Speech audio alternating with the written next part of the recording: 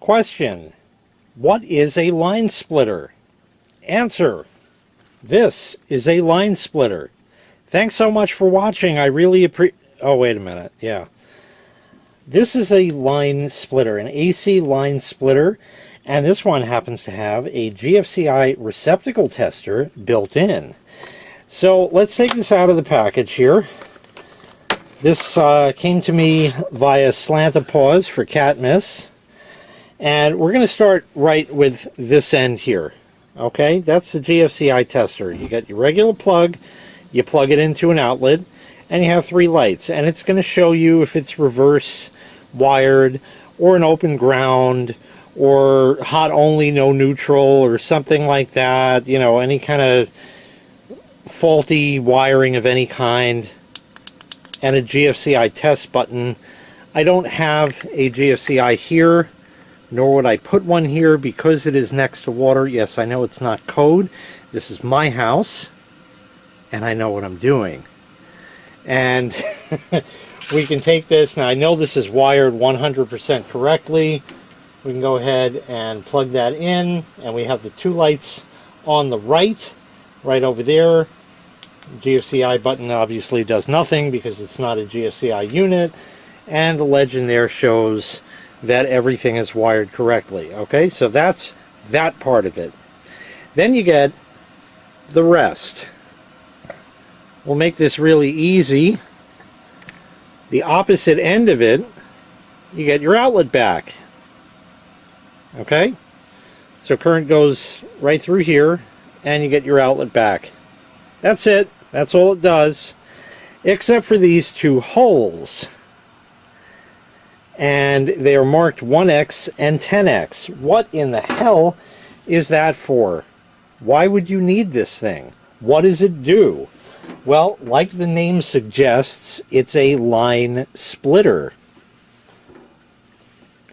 You have your neutral, your ground, and your hot. This is, of course, the US plug. Neutral, ground, hot. And what it does is there is a wire that runs through on this side for the hot, which goes to the hot, and your ground runs through to give you your ground, and the neutral runs along this side. And the holes are there so you can hook up a clamp-on ammeter. This one is from Tessman. I purchased this. China did not send it. This will do everything that your more expensive ones will do. Absolutely everything that the more expensive clamp-on ammeters will do. And it has probes. It's got a temperature sensor in here. It's got everything you could possibly want, maybe except for alligator clips, but you can add those on. And it's a clamp-on ammeter. And you plug it in, plug a device into it, and then you can get a 1X reading or a 10X reading.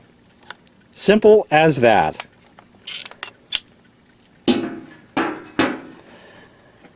That will allow you to use this to show amperage. It's not only going to show amperage. If your meter is so equipped, it will also show your inrush current, which is nice for 120 volt applications like this. So let me get reset up here. I don't want to do it up in the outlet up there because it's going to be hard for you to see. So I got a cord here. We're going to have to use a ground cheater plug. So the lights will not be happy on that because we're cheating the ground, but you can see everything better here. Okay, what we have here is the setup to test this with. I got a ground cheater. This is a really good and vintage ground cheater because it is non-polarized. Some of them are polarized, which doesn't allow you to get around the polarization, but it will let you cheat the ground. This one does both, and you should be able to fit a polarized plug in there. In fact, this one is a polarized plug. One blade is wider than the other. So if we plug that in, we'll do it the right way because there's no need to... It goes right in, okay? And of course we can plug that in right over here and turn the switch on. and it runs. This is a little personal heater, a 400 watt personal space heater. I have a link in the video description to when I got this thing, and just to prove, where does it say? Right there, 400 watts. Okay, well, this meter is going to tell us the amperage of it and not the wattage, but that's what this meter does. So we will remove that. I only need the ground cheater because this cord is not grounded. Alright, otherwise we'll take that.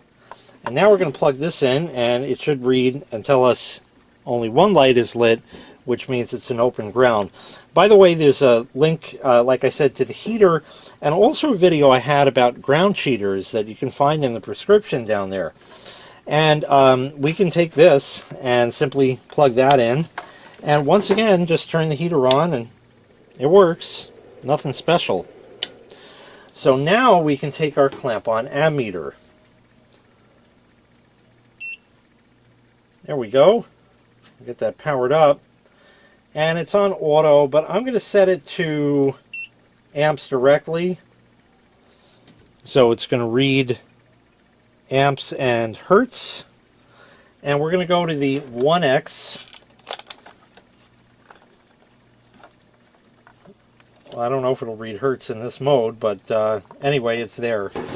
Alright, so we'll put it there. Now we have to figure out, what are we actually going to be reading here? So we need to apply the pi principle. P equals IE.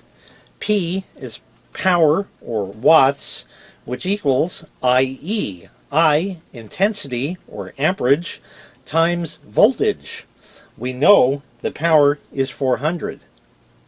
We know the voltage here in the US is 120. So we need to do 400 divided by 120.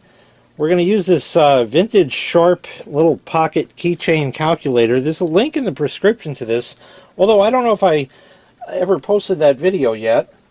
Anyway, it's going to be 400 divided by 120. And that gives us 3.333333333. So we're looking for about that much on the meter. If I have everything done properly, we'll have this set.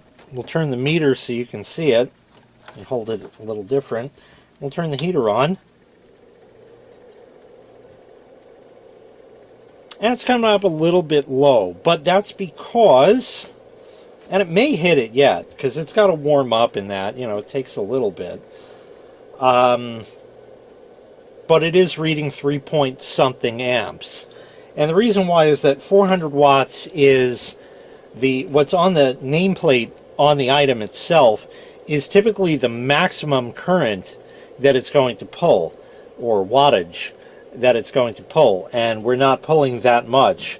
You know, under more extreme conditions, it could potentially be pulling close to that 3.333 amps. But we can also take that off and put it on the 10x, and really all it does is it moves the decimal point over.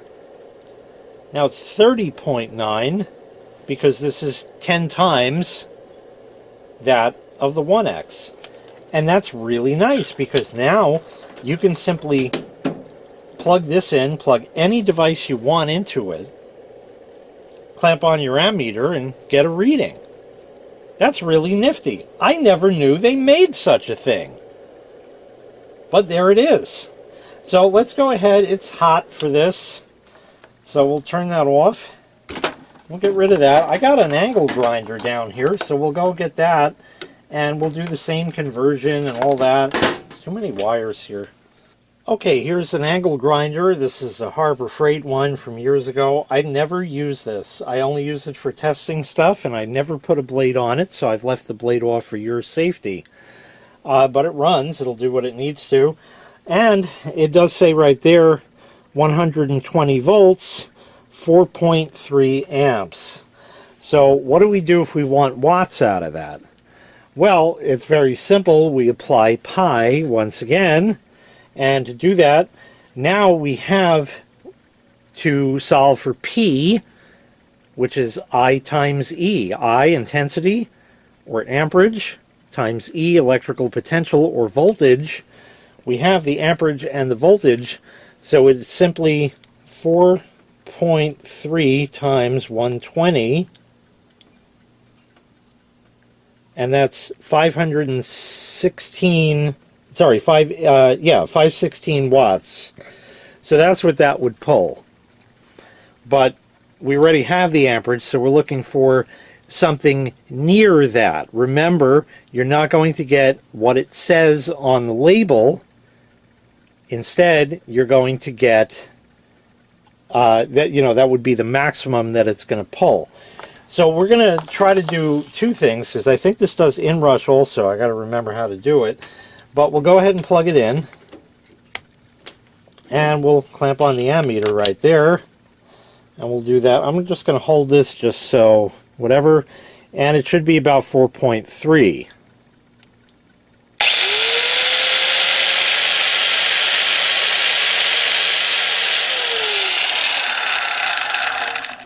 I'm an idiot. I put that on the 10. I wanted it on there. But it wasn't even pulling anywhere near that.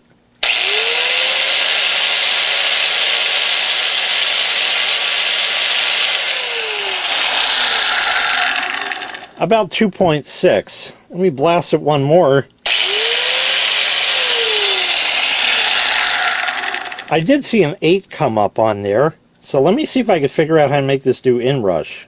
Yeah, it's as simple as pressing that button there, and it shows max. And now we're just going to blast this, and it's going to show us the maximum current that it pulls.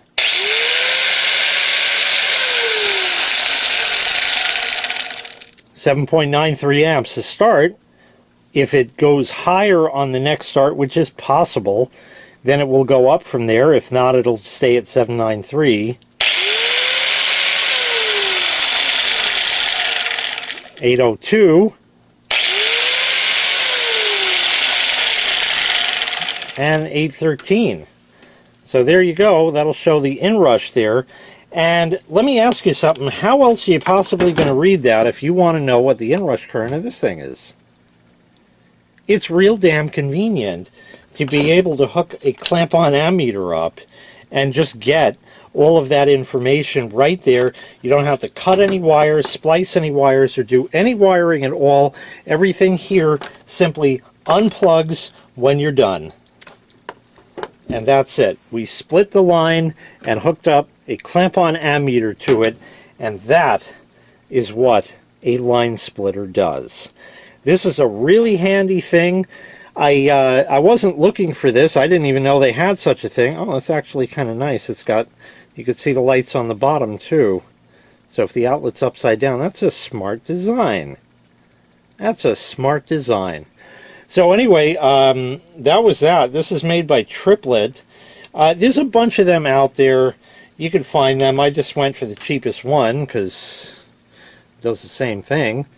So that was that. So this is really handy and convenient, and will go into my repertoire of testing devices for all kinds of different stuff. And you know, like anything else, something like this is probably never going to be used, and it'll sit there, but I'll know I have it. Or maybe I'll forget and buy another one, because then I say, oh, I need that. Anyway, that's it. That's what a line splitter is and does. A very handy gadget, and I'm definitely glad to have that in my armory of tools. Thank you very much for watching. I really appreciate it. Make sure you click like. Make sure you click subscribe. Check out the links in the description to the other videos I had mentioned. I appreciate all of you for watching very much. And take care. We'll see you next time. Bye-bye.